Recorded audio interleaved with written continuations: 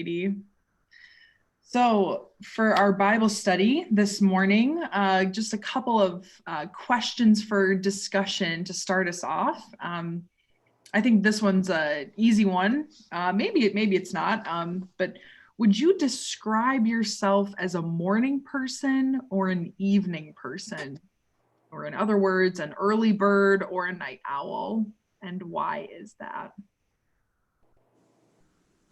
When I had to get up for work, I used to be a morning person because I had to get up, and I went to work early so that I could come home early and be home when the kids got home from school. But now that I've retired, that's not the case anymore. That's not the case. Ditto with me.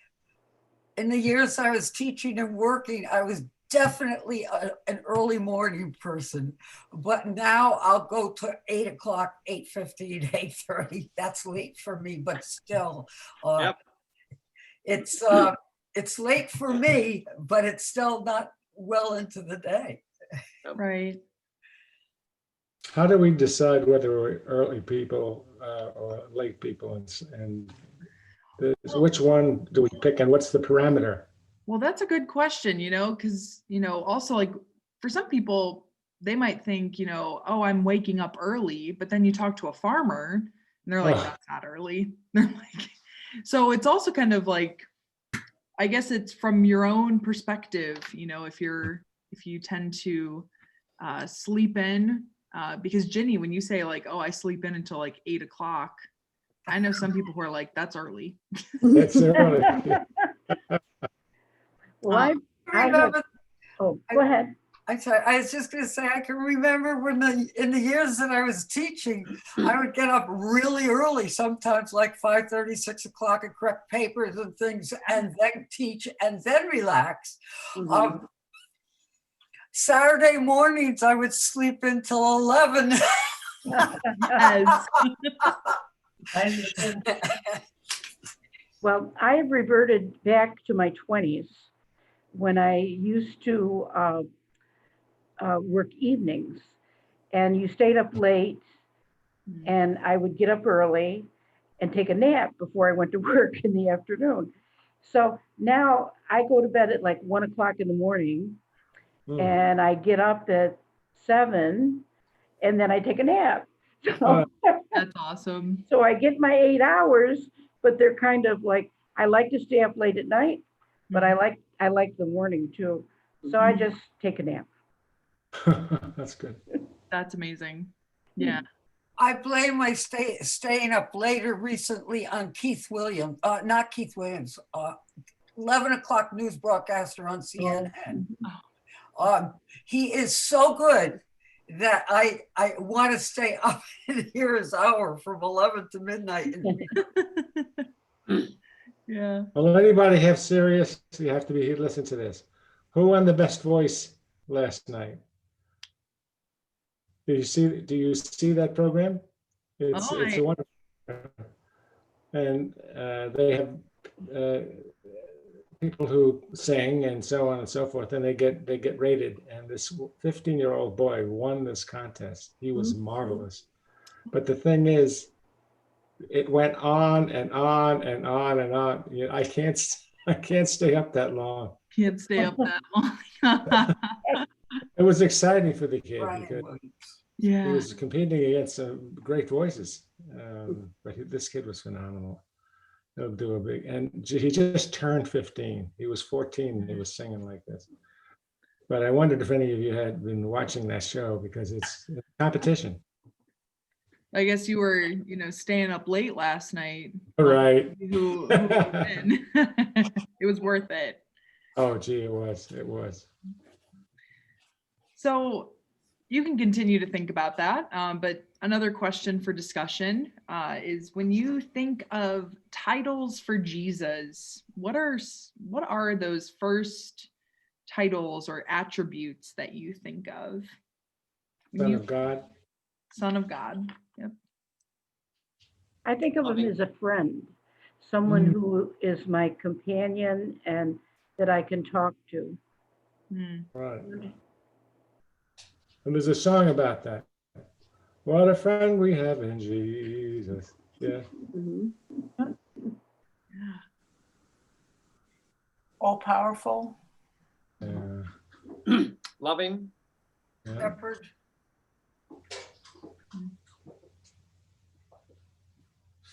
In some sense, a hero, Mm.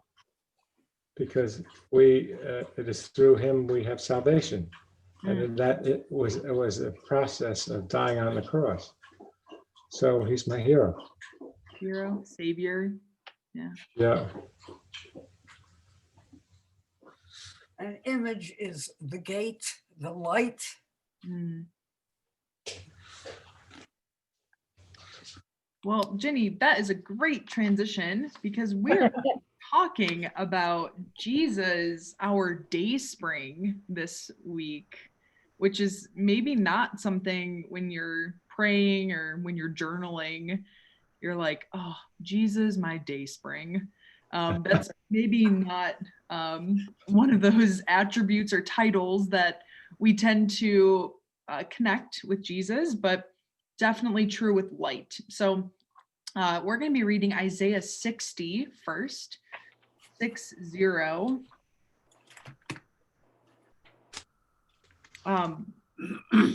So while you're flipping to Isaiah 60,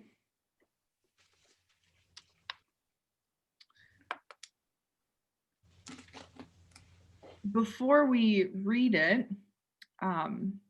first kind of question for the study is, this section of Isaiah comes from, so we believe that Isaiah was written by like a school of Isaiahs. There wasn't just one person named Isaiah writing down all these things, because the book of Isaiah spans so many years. And so we think, okay, there's really kind of like three Isaiahs, like three different time periods.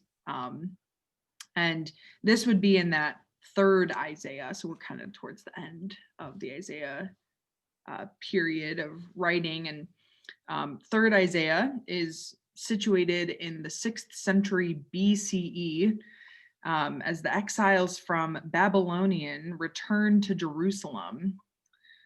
So how do you think the Israelites would be feeling after being in exile? So they're starting to come back to Jerusalem. They've just been in exile. What do you think? What do you think they might need to hear? And if you need to reference some specific things, look, this is always just a good practice too, is looking at the passage beforehand, looking at the chapter before to kind of give some context for what we're about to read. So if you need some context, Isaiah 59, 9 through 15. What do you think they're feeling? What do you think they are possibly needing to hear in this time? I would think they're feeling somewhat grateful for being able to return back to their home. Absolutely. Although they've been in exile so long, there might not be perhaps a lot of people that were actually going back home, but for some it might be somewhat anxious because they'd never been there. They were born in exile. And so now they're going someplace they've never been before. Interesting point. Yeah, absolutely. Isn't that crazy, being born in exile? Huh? That's like, Yeah. and then, okay, we're going home now, but oh, exile is my home. Like that's where I was born and raised. Yeah. Like the immigrant young adults that are trying to, Trump is trying to send back to their countries, which they never knew. Yeah. So, I mean, you grow up in America as a person from a country in South America or Central America, and the government tries to export them out and get them back to their country. It's not. This is their country. Hopefully all that's behind us now, Jimmy.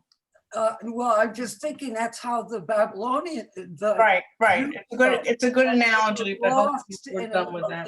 The young ones are lost in a land that is new to them and have to acclimate. yeah, so I'm hearing maybe like there would be some confusion. Maybe they're experiencing some confusion. Maybe like kind of like don't really know where to go. That's what I'm just following through on the last thought. That they Yeah, were saying. absolutely. Anxiety. That they never knew it. Yeah, some anxiety going back. We look in Isaiah 59 talks about how we walk in gloom. That's a phrase that comes up in verse 9. And they talk about oppression and revolt. And so there's this underlying current of, yeah, they're going back to Jerusalem, but they're not well. They're not like, yay, like we're just like, we're doing great. We're like, we're on top of the world. Like exile has definitely impacted them. Exile has definitely, they're feeling gloom. They're feeling the darkness, the weightiness to from exile. So let's read Isaiah 60 verses 1 through 6. If I could have a volunteer to read that. 1 through 6. I can do it.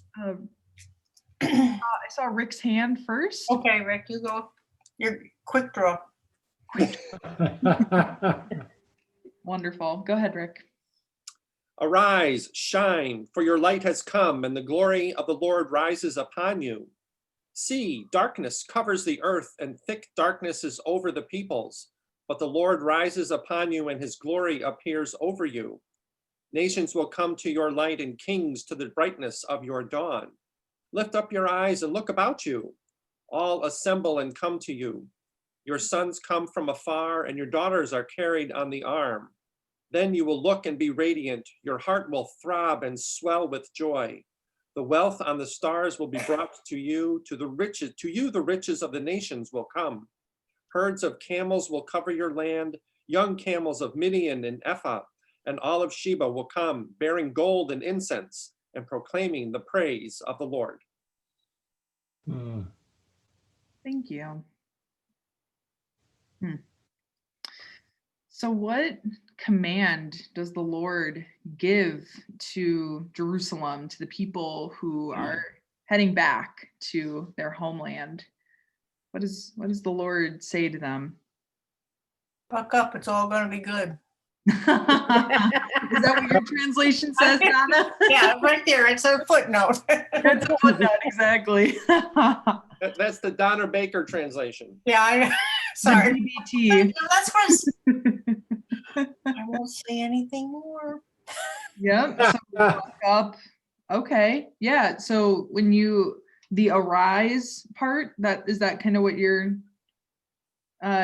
looking at? Yeah, lift up your eyes and look about you. All this, it's like, here we go. It's going to be good.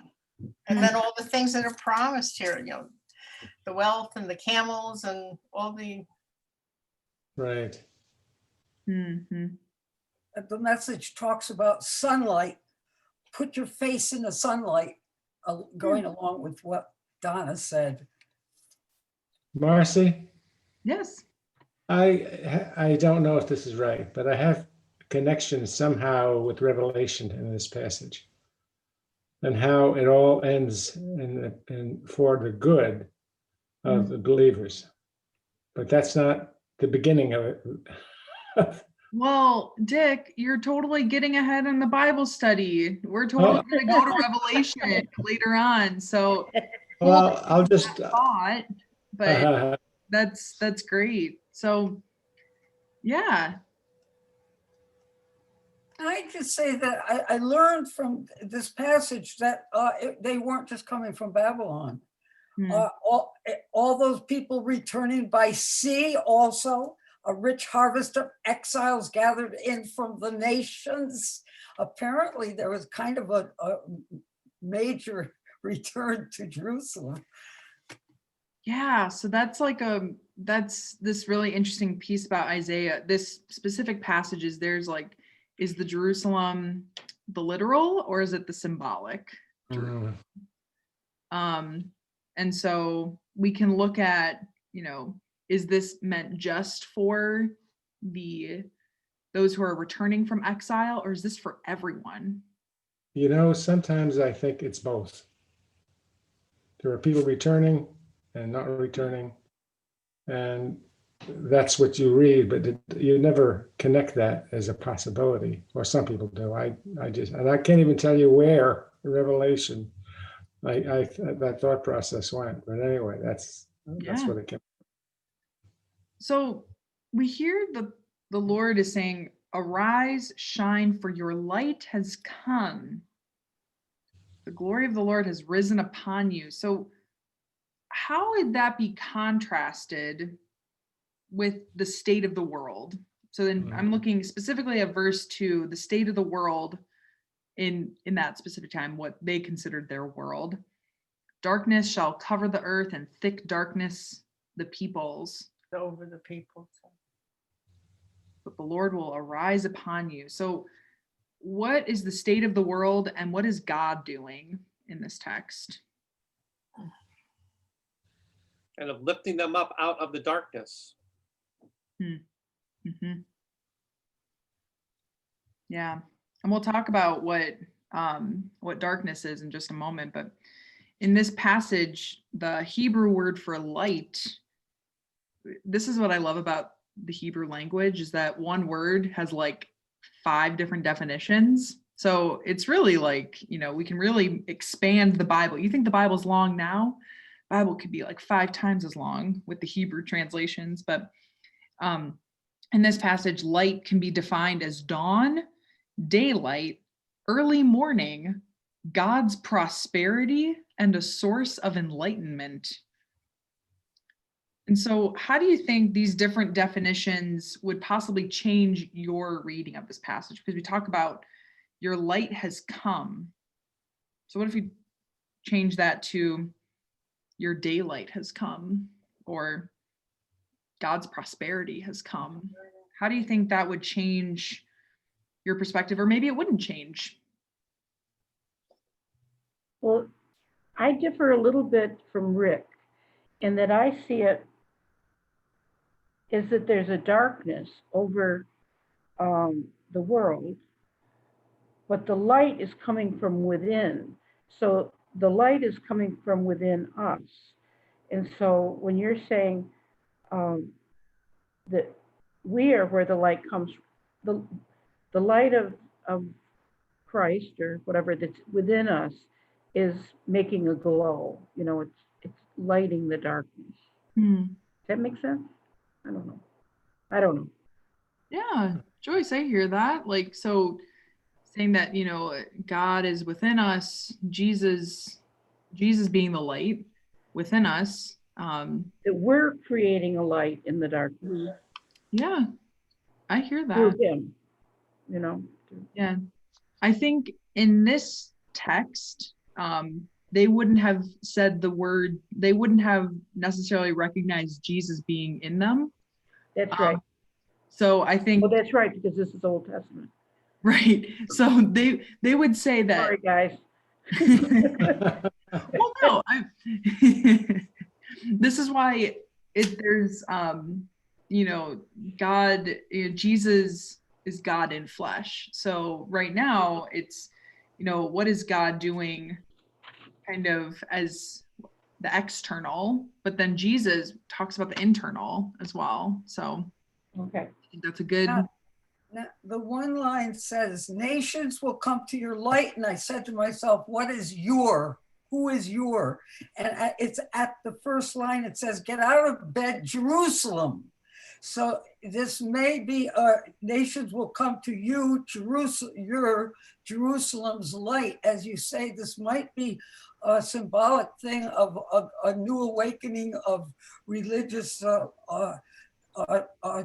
growth and experience in the Jewish culture in Jerusalem that is drawing people back to the city and to the worship of God.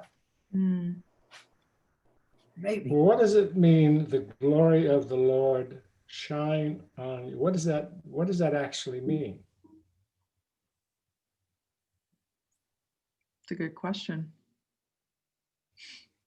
think going with what Jenny says, it's the culture then in the Jewish culture, but in the surrounding culture, you associate blessing with God's favor. And if you worshiped a different God and you had a good harvest season, it meant your God was happy. And so the idea that these people have been exiled and turned away, it seems like, God is no longer showering them with God's presence and light and all that good stuff.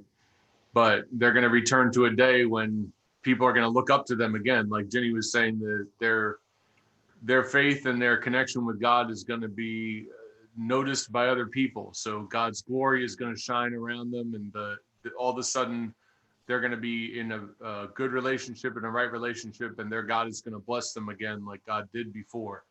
So and so much so that other people will notice. Yeah. Good explanation. Thank you. And from my understanding, glory is God's presence. And we hear about this earlier in Isaiah, the book of Isaiah, of, just the hem of God's robe fills an entire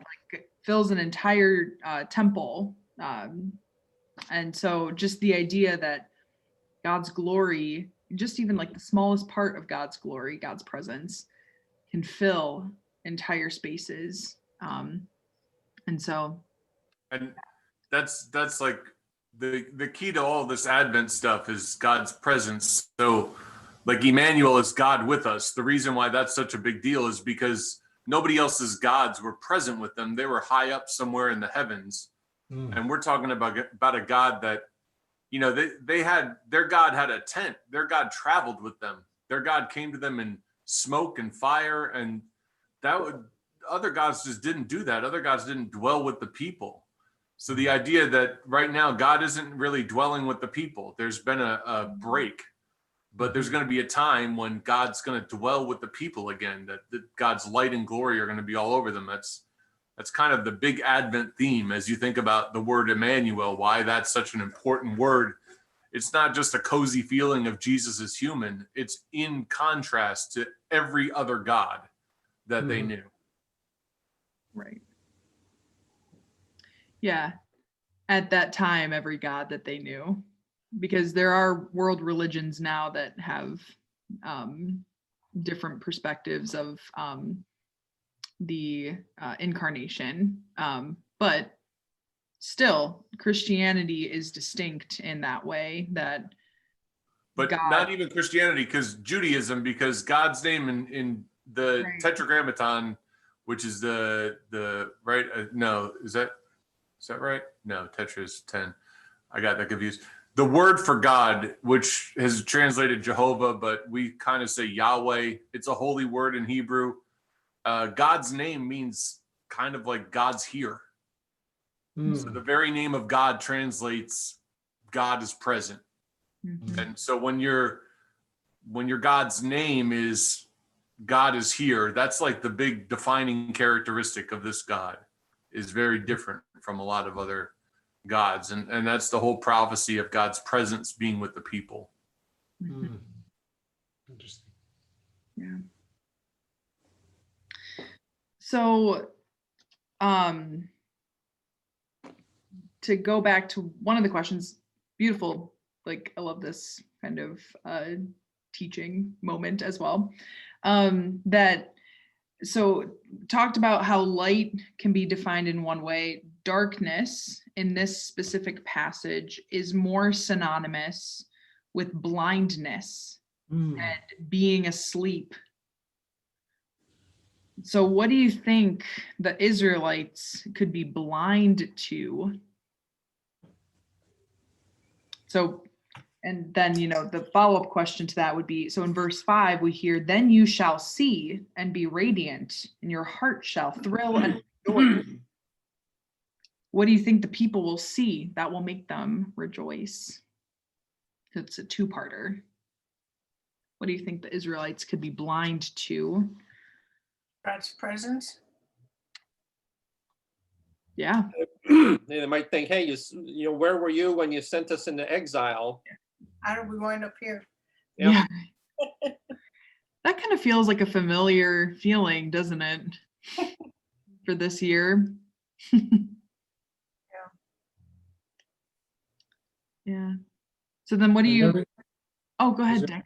every time something terrible happens, it's always God's fault because he didn't do the things that he's built to do or whatever. And yet the faithful don't look at it that way. They look at they pull from that and helping those who are believers but are starting to drown in the terrible things that are happening. Mm. So it's basically saying uplift, get enough lift. Mm. Well, that's the way I take it at this point, but that could be possibly wrong.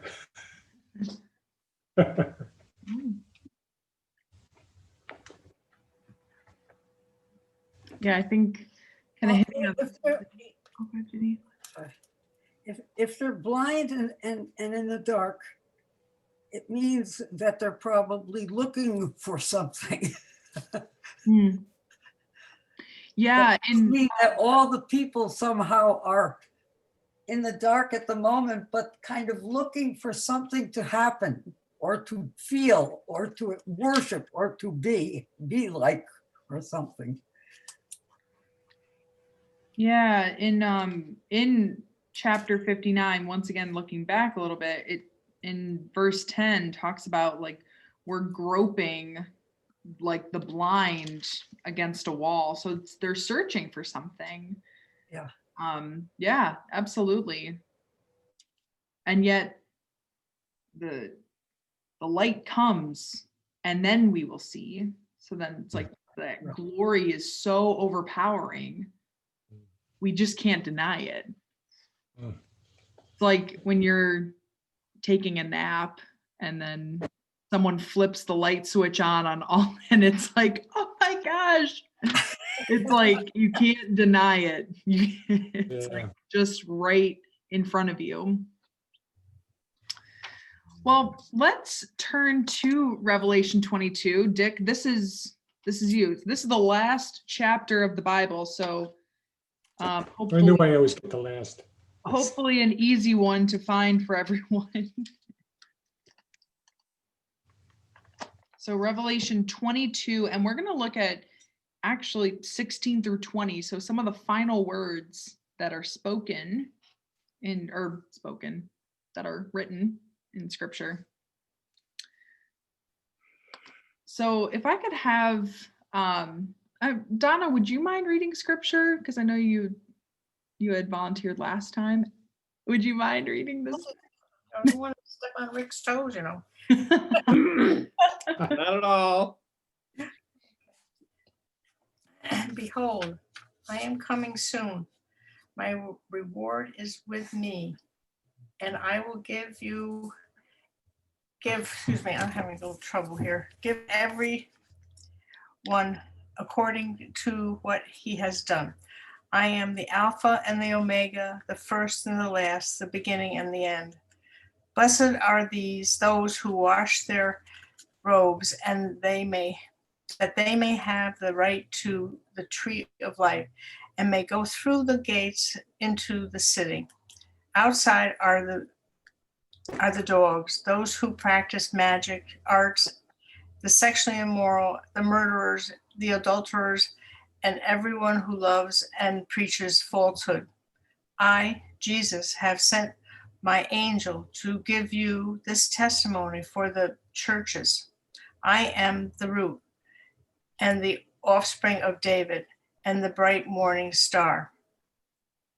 Is that it? So 16 through 20. So if you could read through 20 would be great. The Spirit and the bride say, come, and let him who hears say, come.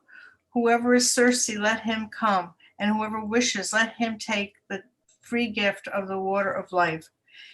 I warn everyone who hears the words of prophecy of this book.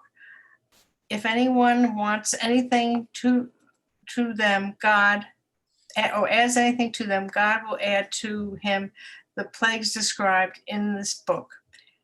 And if anyone takes words away from, here we go, this book of prophecy, God will take away from him his share in the tree of life and in the holy city which are described in this book.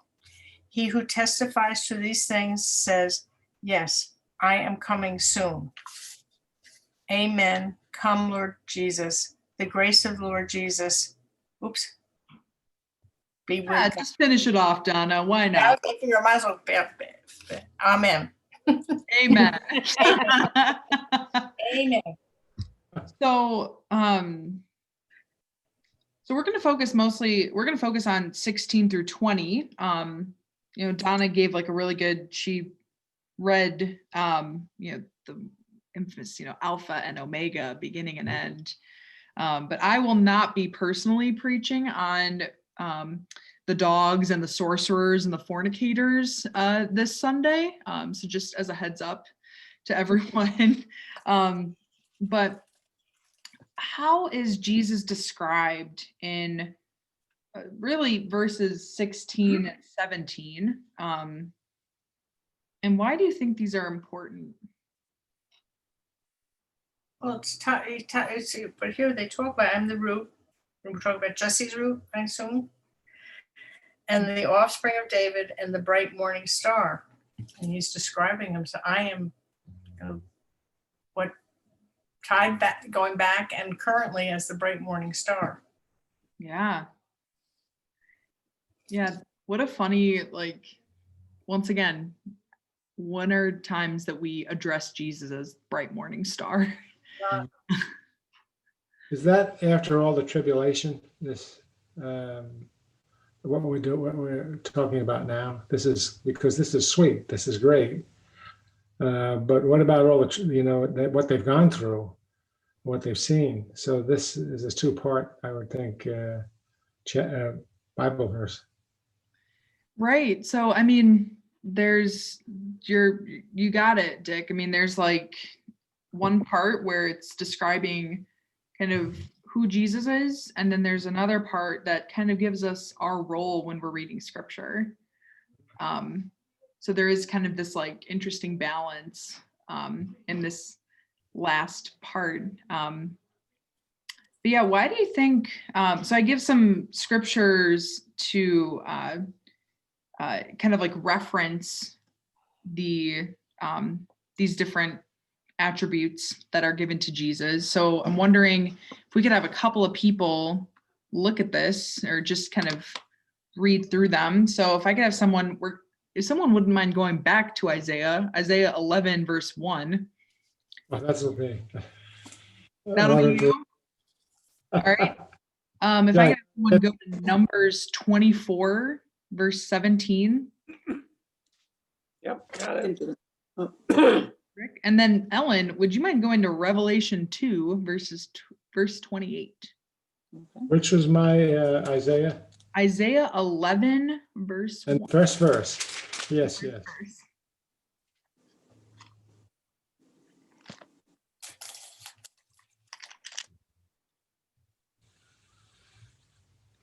Tell me when. Go for it. Yeah. Out of the stump of David's family will grow the shoot of the new branch bearing fruit from the old root, and the Spirit of the Lord will rest on him. Perfect. So that sounds familiar. I think Pastor Chris might have preached on something very similar. He preached on that. And I think, Rick, you had Numbers. Yep, 24:17. I see him, but not now. I behold him, but not near. A star will come out of Jacob. A scepter will rise out of Israel. He will crush the foreheads of Moab, the skulls of all the sons of Sheth. Such a lovely image this morning, isn't it? Just crushing skulls. But yes, another prophecy. What was that, Jenny? Can you give that scripture reference for the star that he just read? That Rick just Numbers 24 verse 17. So that's where the bright morning star came from, huh? No. Well, bright morning star is actually kind of interesting. That was like an attribute that was given to like gods. Mhm.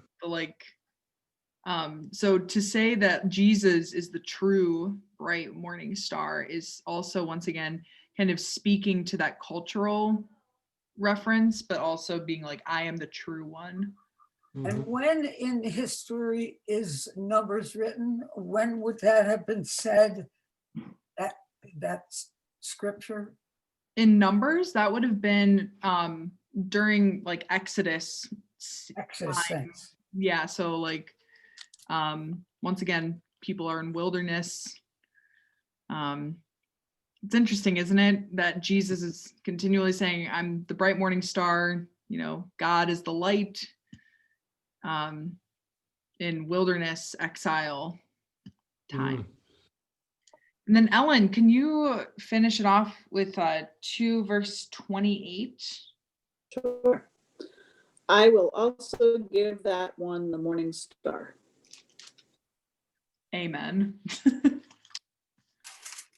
So this is something that is throughout scripture.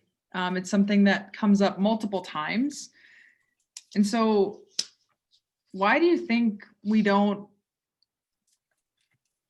why is it, and this is not on your list of questions, but why is it that we don't necessarily think of naming Jesus the bright morning star?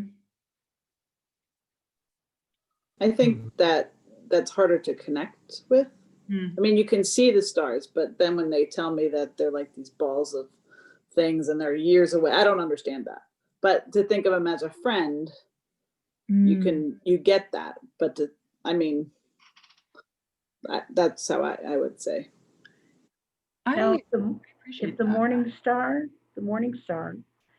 it's the light out of darkness, isn't it? Mhm. I mean, it's the first.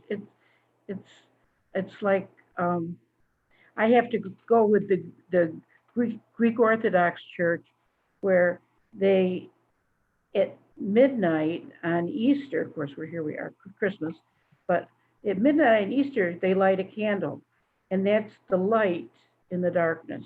Is the morning star not the light in the darkness? Absolutely. It's the first light you see. Mhm. I don't know. Oh yeah. You know, I'm just nuts. That's all it is. At the Cathedral of All Saints, the men and boys choir and organ and the whole service, one service around Christmas is talking about light and darkness. And it's taking us right from Genesis right through to Christmas and so forth, and dealing with the fact that Christ is the light, and God has been the light in the darkness all through the generations and history of the Jews. And so light is the theme of the service. Jenny, come on. Don't give it away. Oh, well, you're talking about light, and I'm thinking of this whole service of men and boys choirs singing all these chorales and motets and things that are about moving out of the light, and Christ is our light. And it starts in the Old Testament. It gives all the scriptures about the light is promised, the light is promised, the light is promised. The light is promised. Absolutely.